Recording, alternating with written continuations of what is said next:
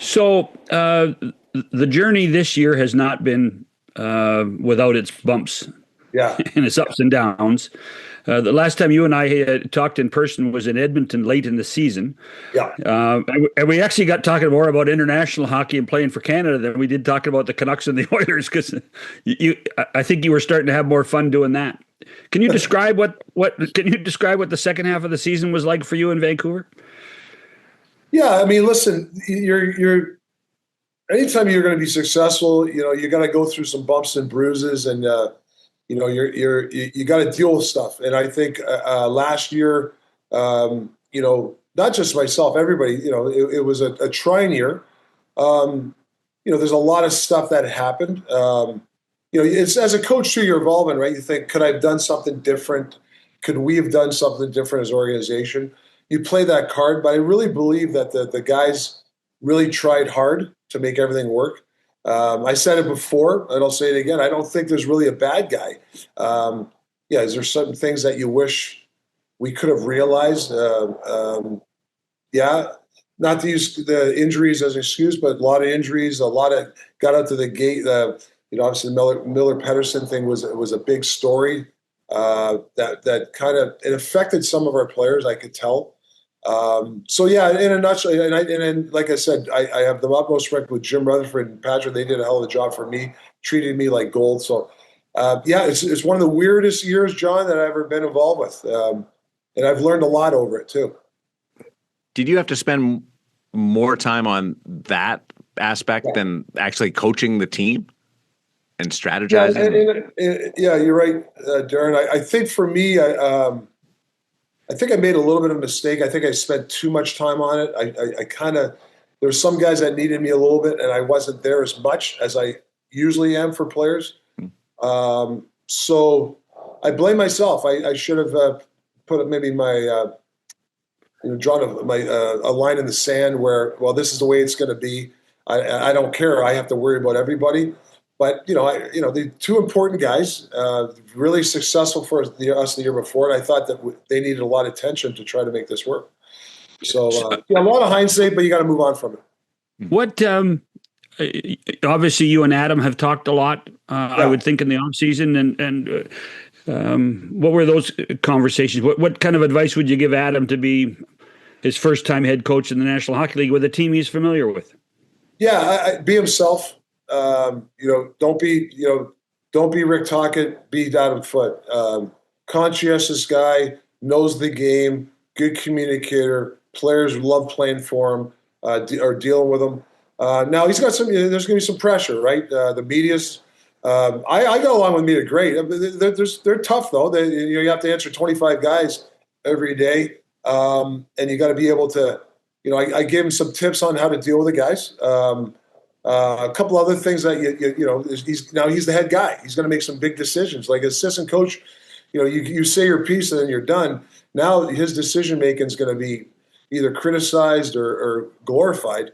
But you got to swing the bat. You can't be afraid to make those decisions. And I think he's got that character in him to do that. I don't think he's not going to be scared to swing the bat. But yeah, it's a great place to coach, and there's some things that I just shared with him to make sure he's ready for it. How do you classify yourself as a coach? Players coach?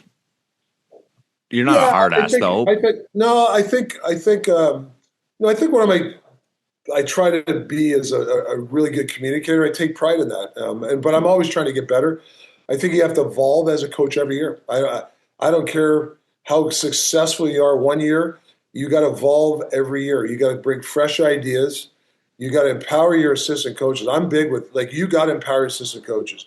Back in the day when I played, assistant coaches weren't as prevalent. I don't think now they are. And I've said this many times. I might have to hire some guys that are better at certain things that I'm not good at, and you can't be scared of that.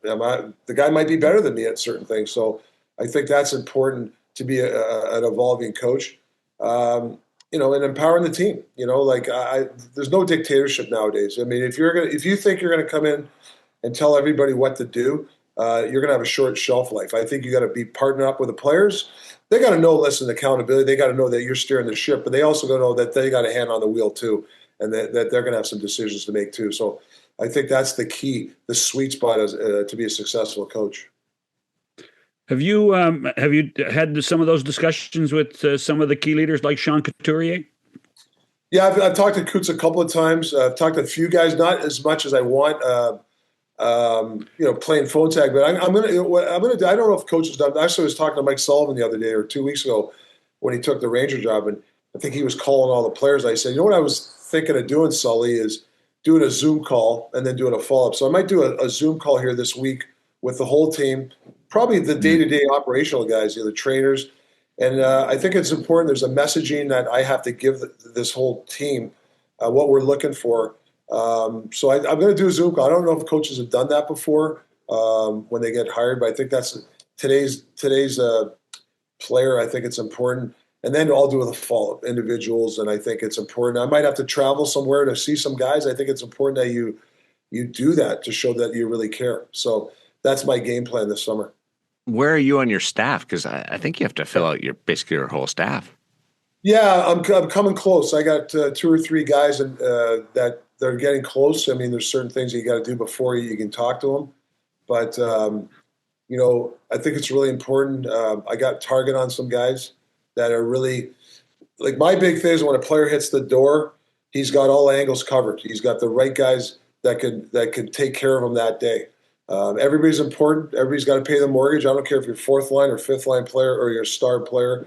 Each guy's got to pay the mortgage, and that's my philosophy. And we have to have guys, a lot of hands-on people. I don't know nowadays you can go 3 or 4 days without talking to a player or some kind of contact. There's a lot of players around. I think it's important that you get to a player almost every day, whether it's for 2 minutes or whether it's for 20 minutes. And one of us on the staff to get to an individual player for sure. Is that so? Go ahead, John. No, you go. Keep going. I was just going to say, does that happen organically, Talk, or do you guys have like almost like a checklist where, okay, has anybody talked to A? Yeah, it's interesting because I tried to do this in Arizona. It's almost like a red flag report. So sometimes even when you're winning, you forget about a player, because you're winning. So what I try to do is a red flag. There's whatever our criteria is for this red flag where the guy hasn't played good the last couple of games. He's struggled in maybe on breakouts. He's a defenseman. We make sure a coach gets to him, whether it's a 2-minute coffee talk or some video. Sometimes you forget about the player because you're winning or you're losing and you're more worried about the team. So I think I'm going to try to keep that going where this red flag is like before it become a flame, a 5-alarm fire. It's smoldering right now. Can we get to them? And I like creating that kind of system. So there is a checklist when it comes to that, but there's also organically too. You got to be ready to talk to a player at any time. His needs. I've had players out of the blue want to talk to me, and they have an issue, and you got to be ready for that too. So yeah, it's a sweet spot you try to have.